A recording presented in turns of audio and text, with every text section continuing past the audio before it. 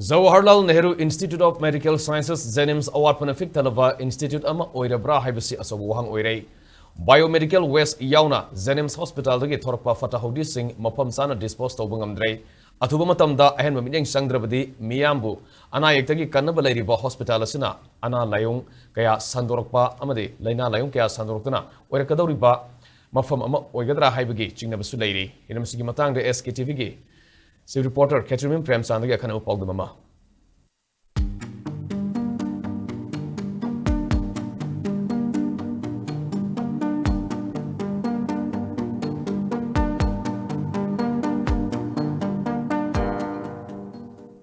Manipur ki Directorate of Health Services ki makada leiriba state asigi medical institution amasu oiriba Imphal East District ki manung chanba Porampat leiba Jawaharlal Nehru Institute of Medical Sciences amadi hospital ki thorakpa tongan mapang oiba patta haudi are makak sing hospital asigi campus manungda paiduna thamli hariba patta haudi sing adu lebak manungda phumjin bagi thabaksu satharakli matang asida yengsin bagi tangai fadaba wafam di hospital ki thorakpa patta haudi sing marakta biomedical waste sing su paiduna thamlaga campus manungda phumjinnaba honarakli basini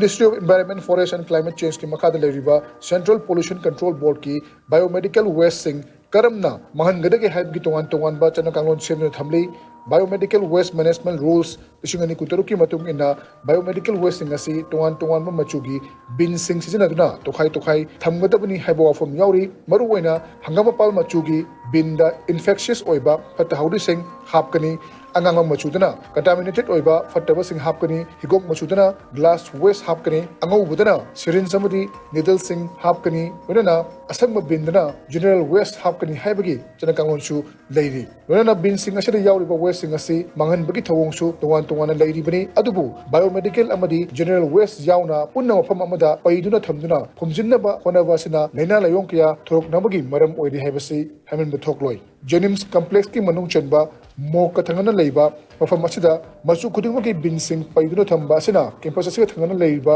modern college tasu khudong chadaba kya piri hairi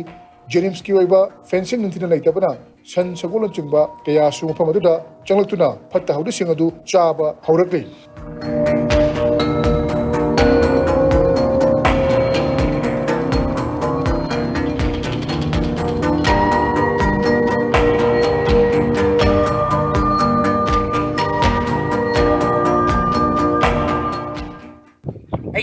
Martin Warokong Kokse, AJC, Modern College, 4th semester, BSc, Physics Honors. I know Zilejari, my pharmacy, Modern College, Mesogi Matatani. My pharmacy, Heck, Tanabasida, Jnims Lomdegi, Pati Pomti, Mayama, Tuna, Tame, Masi, Haunaribra, Masida, Apana, Tauribasi, Kogi, Mesida, Mesolasida, Kogi, Sabatakpa, Amama, Iluza, Matajaba, Satras in Natauru, Holy Mamsi, to get Patauti, Mayam, make Matai, Madi. Biodegradable mayam asina phatauti pusalakwa marmoraga koi kaina tawba ngamdre aduna masi mari lenaba authority na yeng tabiraga athu matamda sigi thabakse lepiyu aduga akoi student union gi site gi su kariguma thabakse lokhan biraktraba targadi akoi akan khongjang changsing jagani haibo wafam thamsage aigi ming sune social culture secretary modern college koi gi somda kansida Jnims lere somdana veterinary ni tare masi la kopi lere masi le thok manam makha ai tare abora kai gi manam gaiduna koi gi aksang sungai oiba satra da sokpa yaba koi gi modern college environment sokpa yaba du koire masi ji koi na tha ni hu mamang da kuidri ngasi ngarang mamang da su Jnims ki director pisan ma laigre se ama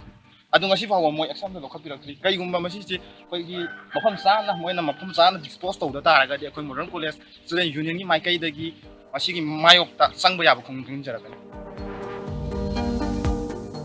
Hiremaski matang da SKTV News na Jnims ki authority da wari shabada Jnims ki oina se leitabagi chawno khudong charaba mayok nabadagi institute amadi hospital asragi thorokpa fatta haudi sing ningthina mangan nabu hona bada awaba mayok na rehairi amaromda west segregate tawbadasu asoi bokra laikre han thamlaki khwari maru oidibadi hospital manung da thamliba tongan ba machu singi bin singasi supply wat pagi achauba khudong charaba kyasu thengnai hairi SKTV News na hospital ki ward khara da changdona yenglubada asangba amadi angangma machugi binda hangamapal machugi bin bag haplamba amadi bag sing adu ward ki manakta paiduna thamlamba thengnakhi masina maram oiraga biomedical waste amadi general waste ani asi tokai khaidokpa ngamdabagi mami chawna tari adubu hiram asida miyeng changnaba honari haina Jnims authority dagi thamlakhi SKTV News na Directorate of Health Services ki official singa pau phono badasu Jnims authority ka punna kanaduna thinari ba kudong chara basing amadi asoiba leibasing yengshengani haibagi thajaba pirakhi